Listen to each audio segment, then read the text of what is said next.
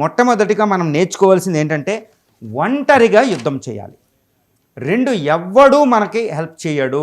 ప్రపంచంలో ఎవ్వడి కాడు వదిలేస్తాడు, ఎవరి స్వార్థం వాడు చూసుకుంటాడు.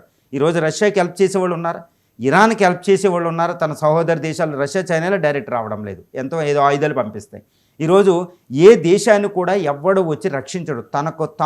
తన కాళ్ళ మీద తానే నిలబడే ఒంటరిగా మన సామర్థ్యం, అదే మన ప్రధాని అంటారు ఆత్మనిర్భర్ భారత్. ఓకే, రిలయన్స్, మన మీద మనమే ఆధారపడాలి. సెల్ఫ్ రిలయన్స్ అంటాం, ఆత్మనిర్భర్ భారత్ లేదా సెల్ఫ్ రిలయన్స్. మనమే యుద్ధం చేయగలగాలి. ఈరోజు పాకిస్తాన్ మనం ఓడించాం, ఎవరో రారు. మనమే ఒంటరిగా యుద్ధం తనకు తాను కాపాడుకునే శక్తిని సంపాదించుకోవాలి. ఇది మనం అంతర్జాతీయ సమాజంలో ఫస్ట్ నేర్చుకోవాల్సిన ఒక విషయం. అంటే మనం ఆత్మనిర్భర్ భారత్, సెల్ఫ్ రిలయన్స్ ద్వారా ఇవన్నీ మనమే నిలబడాలి. ఎంతటి శత్రువు అమెరికా వచ్చి మన మీద అటాక్ చేసినా అది ఫస్ట్ లెసన్ నేర్చుకోవాలి. ఇక రెండో లెసన్ ఏంటంటే ఆధునిక యుద్ధతంత్రం, మోడర్న్ వార్ఫేర్లో ఆరితేరి ఉండాలి. మోడర్న్ వార్ఫేర్లో ఆరితేరి లేకపోతే మాత్రం ఒప్పుకోడు. అసలు మోడర్న్ వార్ఫేర్ అంటే ఏంటంటే ఇక్కడ ప్రపంచం 2001 తర్వాత మొత్తం మారిపోయింది వార్ అండ్ టెర్రర్తో.